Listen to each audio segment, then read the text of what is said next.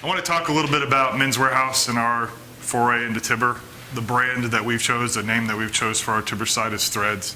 And this is kind of the tagline: connect, create, collaborate. It meant, to us, it meant a lot more than just, Threads being that's what we sell. We sell tailored clothing. And, coincidentally, that's how people communicate in social, is via Threads. So we thought there was some synergies there in the name. As Leandro said, I'm the EVP of operations for Men's Wearhouse. I started at Men's Wearhouse in June of 1992 as a summer job, and it's officially the longest summer job I've ever had. My responsibilities are for our distribution and logistics network, and supporting over 1,000 stores in North America for all of our retail, e-commerce, and our tuxedo rentals. Also, I'm responsible for our contact centers. It's customer service, sales support, outbound marketing, online sales and support, chat, as well as procurement. So we have a corporate procurement that kind of aggregates all the different supplies and purchases that we have as a company. And most recently, I got a factory. So in New Bedford, Massachusetts, we just acquired Joseph Abood, the label and a factory, a domestic factory that had, I'll talk a little bit more about that in a minute. But we've got 450 employees, and we're gonna be cranking out about 300,000 USA-made suits, and a custom-made program that you can go in and get your measurements and pick your fabric and your lining, and we'll get it to you in 10 business days. A little bit about the company: over 17,000 employees, over 1,000 stores, multiple brands. Obviously, Men's Wearhouse is probably the most recognizable for those of you in North America.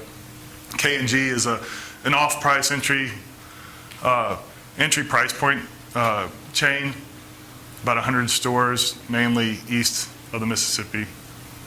And Moore's is the Men's Wearhouse equivalent in Canada. So any Canucks out there? So you see Moore's, and that's the same kind of brand. Twin Hill and Dimensions, that's our uniform business. We actually have a domestic and UK version of work uniforms. And just to give you an idea of some of the clients we have, if you see some guy come into your door with in a brown truck and a brown uniform, that's Men's Wearhouse. We have that's the largest uniform account in the world, I think. We have 11 distribution centers, like I said, the one manufacturing facility, 24 hub locations, 5 office locations. You can see it's kind of spread out. It's a pretty disparate population of folks. And the way that we saw an opportunity with Enterprise Social to be able to be more consistent in our messaging to our employees. So why did we do it? Well, we realized when you relay messages to the field, they can be interpreted differently when communicated from team to team, whether that's going from an executive to a regional, from a regional to a store district manager or store manager, and then they're expected to take that message on to the Saturday morning meeting. And what the results of what you get can be pretty different from one location to the next. We rely on this cascading level of information to communicate a lot of things to our stores. And we've been in business for 40 years. And we view ourselves as a customer service organization. We don't necessarily view ourselves as pure retail. It's all about service. So being able to get consistent messaging as it relates to best practices and our culture were really important. So part of the problem we have, obviously, is our geographical spread, and the bulk of our employees being in the stores with 6 to 12 employees in each store. We were looking for a way to make a common connection, be able to share knowledge and experience, as well as create a forum for ideas, feedback that was interactive. And honestly, we were just going to let it fly and see what the use cases were. I guess one thing I do have to back up and say is we originally did have a different social platform, enterprise social platform, and we got through the pilot and we decided that we weren't going to go forward with that. We ended up going with tibbr. I'm really glad we did. I think there's a lot of synergies we're also a TIBCO customer. And we have, we've been about the same time that we were starting this rollout, we were kind of making some of the final connections on integration bus with a lot of our enterprise and legacy systems. So I see that as an opportunity down the road to be able to to take information and be able to pass it through our enterprise social. One of the things I mentioned earlier, if you saw earlier when Ram and I were talking, is that all of our employees have email addresses. It's kind of a standard issue when you're hired on and the human resource paperwork's filled out, but historically nobody ever looks at it. In our distribution centers, we even have banks of computers that people can go in and check their email. And when I walk by them, they're normally looking at Facebook or something like that. But it's not something that they ever actually really used. And what's come to find is obviously the trend is very prevalent that people today, they want to interact with information. Intranet sites or email aren't nearly as effective as something that I have the option. I can choose to interact with. I can like it. I can share it. I can support it with my post, or I could refute it, or I could have a spirited debate. And I just kind of came in on the tail end of the previous presentation, but I have to. A lot of things they were saying, I was just kind of nodding my head. Right? There's a lot of people that they want the choice to interact. That doesn't necessarily mean they are. I think so. I think you called them hoverers, right? We call them consumers. It's the same thing. There's a lot of people, there's evidence that they're coming in and they're getting something out of that system. They're consistently logging in, the average user once or twice a week. And as long as you have good content, they're going to get something out of it. What do we get from tibbr? Improved communication, improved awareness, support of our culture, and infrastructure to support our future. I think that we look at it as a retailer. Again, not a lot of knowledge-based employees sitting in front of computers. A lot of people in warehouses and backroom sewing or on the sales floor. We know that this can be a competitive advantage for us. We have a tablet initiative going on in our stores right now. We know that those tablets are going to become the hub of the store. They're going to support sales. They're going to be a management tool. They're going to run our back room for tailoring, and they're going to be a hub for information. The advent of smartphones and the fact that most of our employees have them, we've made the decision that if they want to download the app and access threads on their own personal device, that's fine with us. First users that we put on threads were all the vice presidents in the company. And the reason I thought that would be the best way to kind of approach it is I wanted to see what the leadership team thought about it first. And one of the things that I made very clear to them when we rolled this out was that enterprise social, from an executive leadership standpoint, is not about what it can do for you. It's not even close to that. It's what it can do for your team. It's what it can do for your employees. And so when you have that conversation with somebody who says, I don't need another input, I don't want to have to check a social site, I'm not really sure what it's going to do for me, I already have 150 emails a day I have to deal with and so forth, then that's somebody that's probably just not going to get it. And but the people that look at it and say, this is the way I can get a consistent message out, this is how I can share best practices, this is how I can create and collaborate with my team, because we're all over the place, that's where you're going to see activity. That's where you're going to see critical mass of people organizing around and being and really engaging and putting forth some really good content. Project management. Like I said before, we had used a different social tool previously. We had some project management in that. One of the conditions of moving to tibbr was that we be able to eventually have some type of project management tool. At the time, they were really just kind of working through tibbr tasks, and I have to give Ram a lot of credit because he allowed us to not only see all the different deck they had for what was being developed, but I set up a subject almost immediately, a private subject on threads with the project managers and folks in my group that were really what I considered progressive as far as being able to manage projects and tasks. And we kind of approached it from two directions. What did we hate about the previous enterprise social project management tool, and what could be better based off what we've seen off this deck? And to tibbr's credit, they took it all into account. So I'm really excited about tibbr tasks. I think it's, when you got the people that are more or less socially engaging and looking at messaging and supporting some of the other maybe less business specific type of operations, the folks that are waiting for that, vital app are gonna really like tibbr tasks. And so you've got people that might be kind of lurking or consuming or whatever, but then they get tasks and they're like, oh wow, I get it, because now I've got a tool in my hand that I can say, here's the projects I have, here's my tasks within those, here's what I've delegated, here are the due dates. And combine that with files, and now you have, the repository, you can now link back to, one version of the truth. Leadership team forums, that's kind of a no-brainer, particularly in a disparate organization, is get the groups of people together, whether it's distribution or hub management, contact centers, IT. We set up that in our original subject hierarchy. Sharing best practices. I think that has a lot more to do with people debating what's the right way to do it, and then potentially just picking off the things they like and, doing it better or doing it differently. I think the strengthening relationships, I wouldn't underestimate that.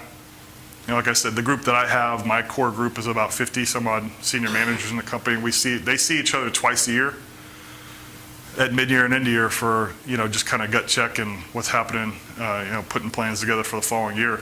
But they are engaged with each other via threads 52 weeks a year now. And it's really become, it's really pretty cool to see. And the spirited debate, thought-provoking content, all kinds of stuff. And we reinforce our goal as a company, our culture, and how we feel like, we are good at service is because we're inclusive. It's very few organizations you join where they give you a handbook and say, here's the job that you're doing now, and here's how you get to the next role.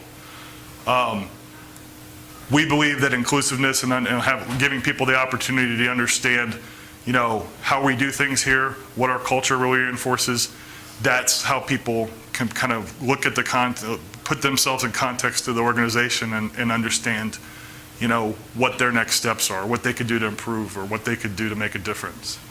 And we have very, very low turnover as a retail organization, even at the store level. It's much lower than the industry average. I can tell you from the distribution and logistics perspective, where we have 24 locations and 11 distribution centers, I've lost one guy in the last 7 years, and he wants to come back. You create support for company initiatives. You can send out critical messages. This is a screenshot. Doug, our CEO, does a monthly newsletter. We do a monthly video newsletter that we can broadcast directly to our stores via DirecTV. Nobody watches it. But we put it on, we set up broadcast messaging in tibbr so that everybody, when you set up a broadcast message, everybody in your user base is going to see it on their home feed. So Doug's video once a month hits that feed. I'll kind of pick off the content that I like, that I think is the most supportive, and we'll put it on the company feed. It's normally a 20 to 30 minute video, so I'll just take, like, normally a lot of times anything Doug has to say, I'm going to put that up there, right? So awareness, being able to, we've got, I think everybody these days has probably got some concern about, healthcare and what's happening to your coverages and, how we, and wellness programs. So this is Parm is one of our benefits directors out of California. So being able to get direct information to people about our changes in benefits and our wellness program is going to be important. This is a link to the commercial if you were in the general session earlier this morning, when that was a pretty fun kind of branding commercial for our 40 years that went out. It played during Breaking Bad, and so as soon as it was released, we kind of linked to it. As far as awareness goes, there are things here that I mentioned earlier that we acquired the Joseph Abboud company, the brand, and the factory. One of the use cases that I found is like when being able to give people context around different locations. There's an intense interest, and whenever there's a merger acquisition in a company, people want to know what's going on there, what do they do, what's the role. Well, the day after the acquisition, I was in New Bedford and I was walking through the factory, and I was just snapping some pictures of, here's the different, kind of what the viewpoint is. And the building is, a beautiful building. It's been around forever, and it still has the original wooden plank floors. It was built in the early 1900s or late 1800s. So there were the people that were really engaged on threads knew more about, had more context around the factory than probably most of the people that worked the deal, because they were looking at that. I was feeding them information over a couple of days as I walked through the plant, and they'd ask questions. I say, "Oh, I don't know, I'll go take a picture of it." Culture, we devote a fair amount. This is probably the most active subject in threads is culture, and we've even got child subjects that kind of support it. Travel stories, events, recognition, stories about service. So we take a lot of information. You get a lot of information that comes into your organization, and it's like, how do you use it to provide content? I'm responsible for customer service. There's 2 full-time employees that we have that do nothing but answer letters and inquiries and questions and phone calls from customers that are saying, I had a great experience at your store, and this was the person that helped me.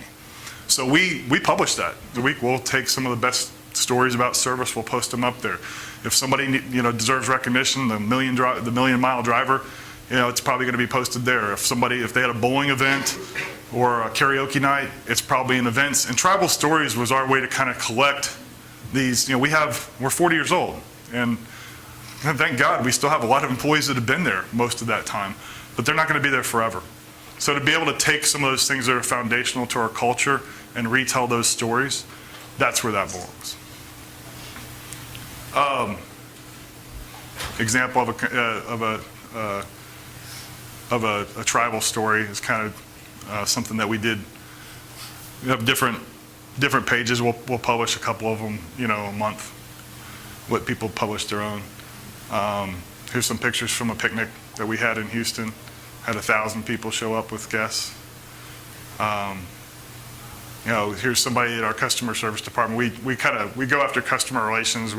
We have customer service week was last week, and our theme was providing rock star customer service. So that's something that we have those awards that we're giving out. Here's a letter from a customer who was really ecstatic about the wedding that she was in, and here's a picture of her boys in the tuxedos that she sent with it. This is the kind of stuff that's kind of, everybody has the opportunity to see. It kind of brings them together and says, you know what, we are about service to one another and to our customers. Future, we're getting to a point where we're rolling mobile out in our stores today. We envision that as being the mobile, as kind of the central hub of our stores, whether that's mobile POS, dealing with our tuxedo reservations, supporting e-commerce, learning management systems, workforce management, and of course enterprise social, or threads. What we're excited about is we have an active critical mass of users right now. We're adding more users at the staff level as soon as we get past this end user licensing agreement stuff and be able to kind of tighten that up. I'm going to add a couple thousand more users at the line level. And I think, again, there's some game-changing applications that I think are going to create just a whole new level of critical mass of users, including tibbr tasks and community.